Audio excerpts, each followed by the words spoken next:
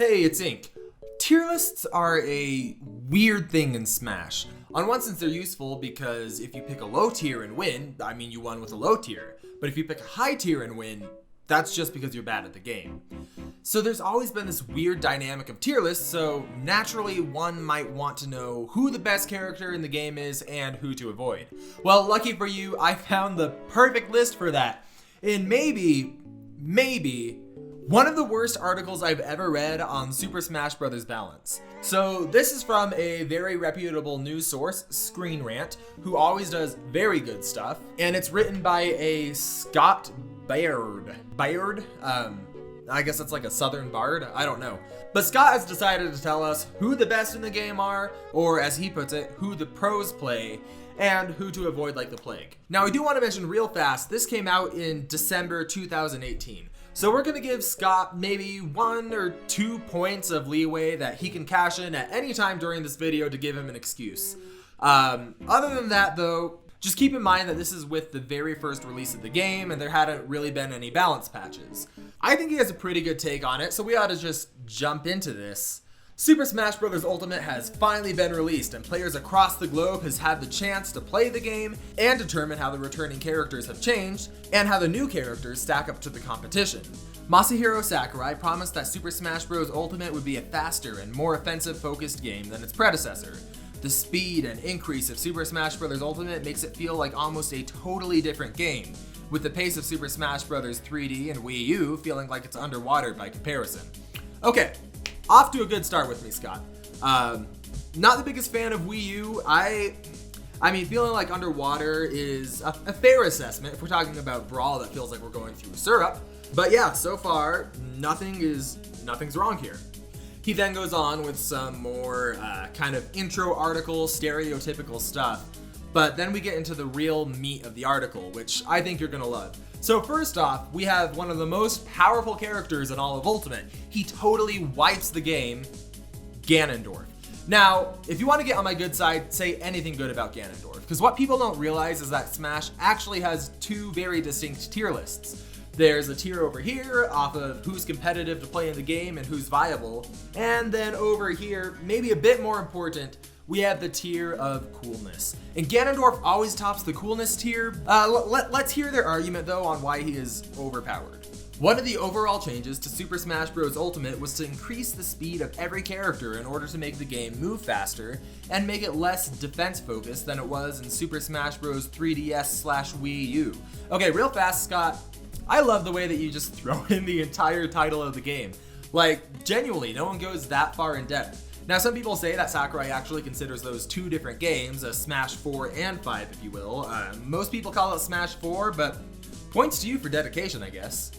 No one has benefited more from the speed increase than Ganondorf, who's traditionally been one of the worst characters in the series. Okay, hold up, okay. You were... I had faith in this article, Scott.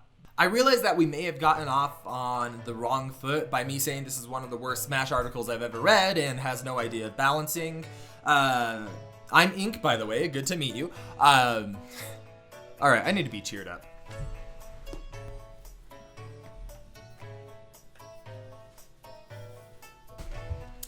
Well, that's better. Okay, Ganondorf, it's true. Put him in Brawl, he's pretty bad. But Brawl, we're not gonna talk about that. Put him in Smash 4, he's pretty bad. But if you are gonna look at Melee Ganondorf and tell me that that guy is historically one of the worst in Smash, you have another thing coming. If you haven't seen any of those clips of Bizarro Flame or Eichelman, Ganondorf has got to be one of the most fun characters to watch. I mean, he's definitely up there on the coolness factor for Melee at least, but really any Smash game where you can land the Warlock Punch or you can land his little that one, there's something real special about landing one of those hits as Ganondorf. Anyway, I'm getting a little bit hung up on this. I'm gonna move on. Oh, not to mention Project M. Sorry, I'm gonna stop.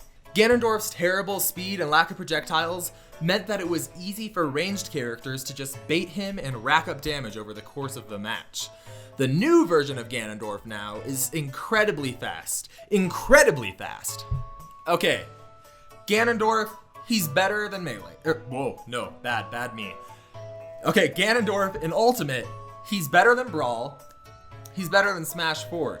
But saying he can keep up with some of the fastest characters in the game, like you're gonna put him on Big Blue and he does that Sonic thing where he can keep up with the cars, like, I don't know. I think maybe you didn't play this game.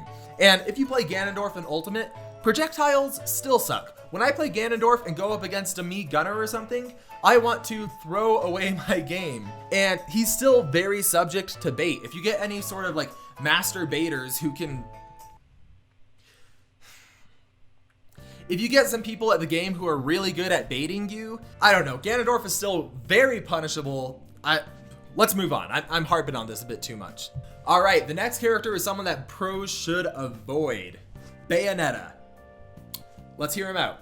Super Smash Bros. Ultimate is a cool name, but calling it Super Smash Bros. We Finally Nerfed Bayonetta Edition would have attracted more fans of Super Smash Bros. 3DS/Wii U from Nintendo who were sick of her dominance over the game. Alright, so any character that can take stocks at 0%, gonna admit they are pretty scary, or it could just be that you're playing Little Mac. That said, one of the most powerful, viable characters we've got is Little Mac. So Little Mac was widely regarded as being one of the worst characters in Super Smash Bros. 3DS/Wii U and Knuckles from Nintendo Electric Boogaloo due to his terrible recovery. All you had to do was fling him off the stage and he'd become incredibly vulnerable to projectiles, spikes, or just being knocked away too far to recover. So I think he may have accidentally been talking about Super Smash Bros. Ultimate here, or really any appearance of Little Mac. But he goes on to say how Little Mac has his haymaker and a few other buffs to his recovery, but the real benefit to his recovery is air dodge. It's perfect for those times that you're playing Little Mac and you just need 3 feet of distance to make sure that your character goes from bottom tier to top tier. Yeah, so I guess that's good news for Little Mac players. Next up, make sure that you avoid Chrom. Alright, I'm gonna need to hear him out on this one, because I've played some really scary Chrom/Roy players. So he describes Chrom as being a mixture of Ike and Roy, which, I mean, that's true, but it's led to one of the most crippling weaknesses in the game. Chrom is a phenomenal character on stage, but he's helpless when thrown far away due to an almost total lack of horizontal recovery moves. Anyway, he goes on to make the claim that Chrom will be nigh unplayable in a competitive setting without being buffed in an update. Woo, boy, okay. Man, Scott. Alright, I'm gonna let you use one of your passes here. Avoid the Mii fighters. So, all 3 Mii fighters suck in Smash apparently, and the reason is they have a very generic moveset and they're not based on a single franchise.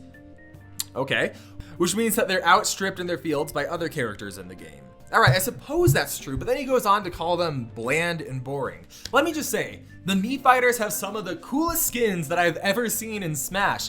Like, you can get so many different outfits and you can customize them. You can get that cursed little Sans creeper thing. I don't know, they're super cool. And while we're talking about it, no character has ever made me want to quit Smash altogether more than Mii Gunner. Now that said, one of the most powerful characters, one that you should choose, is King K Rool. King K Rool is a heavy character, but he dominates the game. That's due to his amazing ranged arsenal with the blunderbuss and the crown and super armor. Okay, this is true. When I was just starting off, I actually did think that King K Rool was top tier, because he sucks to play against until you learn how to fight him, and then he kind of really sucks to play as. Now he's a bit better in the current game, but back then, man, this is a pretty bold claim. But at least we know that he's one of the best heavies. Now this one's good. He actually makes a really good point here, which is that you need to avoid Luigi. He's totally unviable because they completely ruined his grab.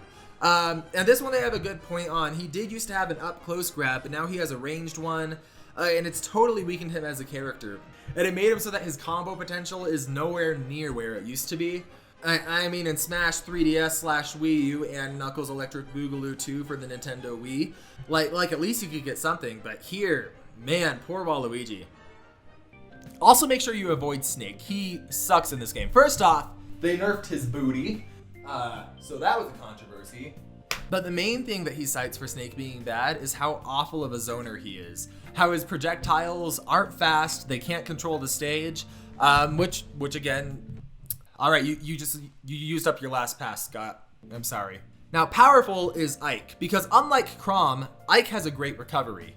That's all I need to say about that. Now, he does get Pikachu right. Pikachu is a top tier pick in the game, so I'll give him that. Good job, Scott. Here, you get 1 free point back, just for you, buddy. All right, next character should be avoided.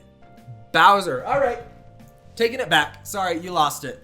So the point he makes here is that Bowser is really hurt because K Rool is added to the game, and K Rool's dominance over the meta is just really hurting any reason someone would have to play Bowser.